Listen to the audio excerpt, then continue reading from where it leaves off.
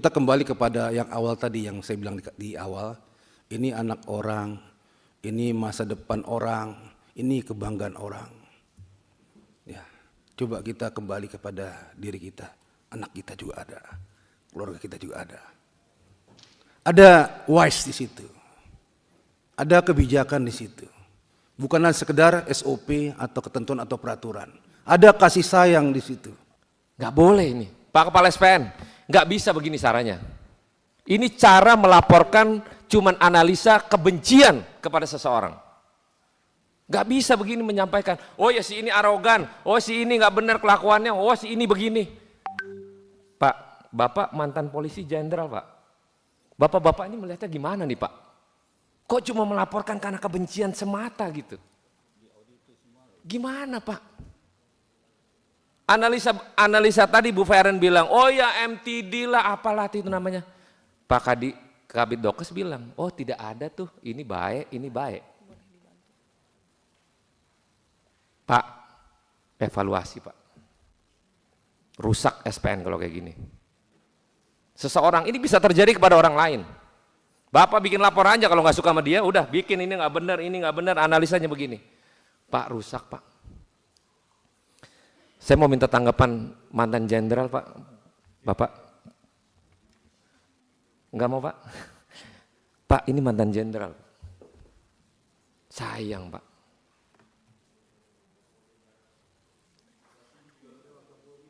Nah, itu ada mantan Wakapolri pula. Apa boleh saya bertanya Pak Adang? Silakan Pak. Saya tidak memberikan pencerahan. Terima kasih pimpinan dan anggota Komisi 3 dan jajaran kepolisian dan pelapor. Terus terang saya tadi tertarik sebetulnya dengan yang sudah akan diambil keputusan oleh pimpinan. Bahwa ini agak sulit kalau propam pada tingkat atasnya tidak ikut. Jadi saya lebih memberikan saran tapi tidak keputusan ya bahwa dua-dua yang saya dengar memiliki suatu kebenaran, punya hak, dan bukan berarti di ruangan ini tidak punya kewenangan untuk mendengarkan.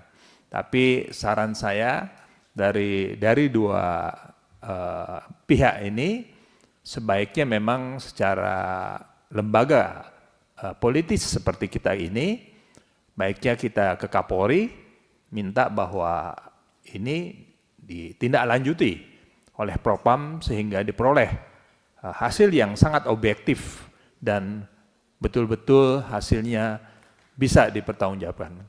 Bukan berarti ruang ini salah, karena kalau seperti tadi pimpinan merasakan bahwa Ferrer menjelaskan ada semacam perdebatan gitu. Nah, sebaiknya mungkin ada perlunya turunnya Propam pada tingkat markas besar. Terima kasih. Terima kasih Pak Adang. Jadi izin teman-teman kali mau menyampaikan hal apa yang perlu. Silakan Pak Jenderal.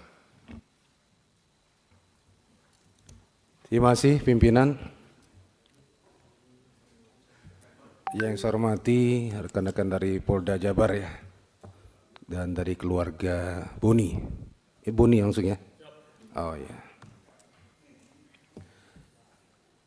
Kalau saya gambarkan yang di depan saya ini Pak Polisi semua ini adalah sistem ya, sistem yang dibangun.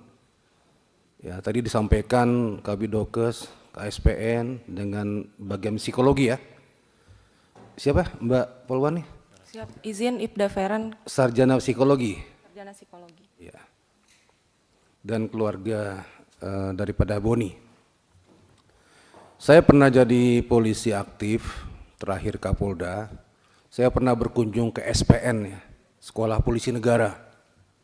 Saya selalu ingatkan kepada SPN, seluruhnya dari mulai KSPN-nya sampai OB-nya sekalipun ya, kumpul semua di aula.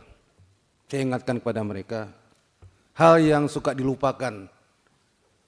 Saya katakan, ingat, itu siswa yang kalian sedang gembleng didik, itu punya orang tua, punya saudara, punya bibi, punya paman.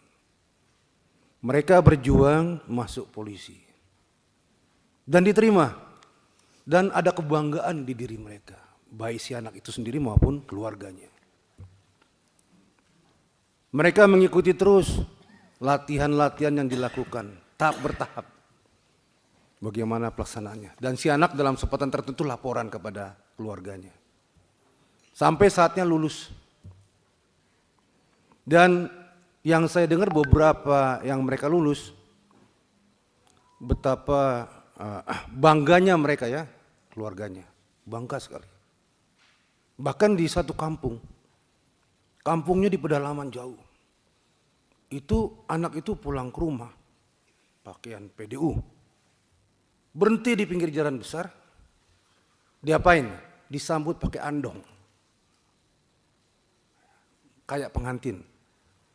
Diarak, dikawal sampai rumahnya. Sangat bangga mereka. Nah ini yang terjadi, saya ingatkan mereka untuk, itu anak orang, hati-hati, jaga. Bukan hanya dididik, tapi juga masa depan keluarga mereka. Nah yang terjadi pada Boni, saya melihat di sini, ini dianggap ya, dari pemeriksaan dan sebagainya, mentalnya dianggap di bawah passing grade. Nilai standar 65, yang harus lulus nilainya 62, mental. Mental ini didapat daripada pemeriksaan yang sudah ada ya, seperti dia sakit. Sakit itu ada faktanya. Nah kadangkala dalam fakta sakit itu, si pembina, temannya, dan yang lainnya menganggap ini ada unsur nyakit juga. Nyakit itu harusnya kamu udah keluar, ternyata kamu masih betah di rumah sakit ya. Kamu supaya nggak itu kegiatan ya, itu istilahnya nyakit di situ. Nah itu dikatakan biasanya ini mentalnya kacau nih anak ini gitu. Ini penilaian asumsi ya. Nah, kemudian yang kedua masalah kehadiran di lapangan maupun di kelas yang melebihi ambang batas yang direkomendasikan. Ya, 5 berturut-turut, 5% atau 20% tidak berturut-turut melebihi batas itu. Dua hal ini yang mengakibatkan yang bersangkutan tidak memenuhi syarat untuk diluluskan.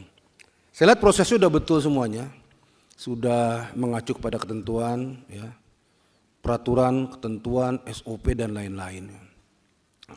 Namun di sini kita kembali kepada yang awal tadi yang saya bilang di awal, ini anak orang, ini masa depan orang, ini kebanggaan orang. Ya, coba kita kembali kepada diri kita, anak kita juga ada. Keluarga kita juga ada. Ada wise di situ. Ada kebijakan di situ. Bukan hanya sekedar SOP atau ketentuan atau peraturan. Ada kasih sayang di situ. Saya pikir kembali lagi kepada ketentuan yang ada. Kalau lihat SOP-nya dia gagal. Ketentuannya dia gagal. Namun tidak menutup kemungkinan ini masih bisa dikembalikan, ya, diluluskan, ya, menjadi anggota Polri. Menurut saya kembalikan kepada SPN, kembalikan kepada Kapolda, kembalikan kepada Kapolri, ya, dengan asumsi tadi, dengan pertimbangan tadi, ini keluarga kita, keluarga Polri, masa depan mereka tanggung jawab kita juga. Terima kasih waktu.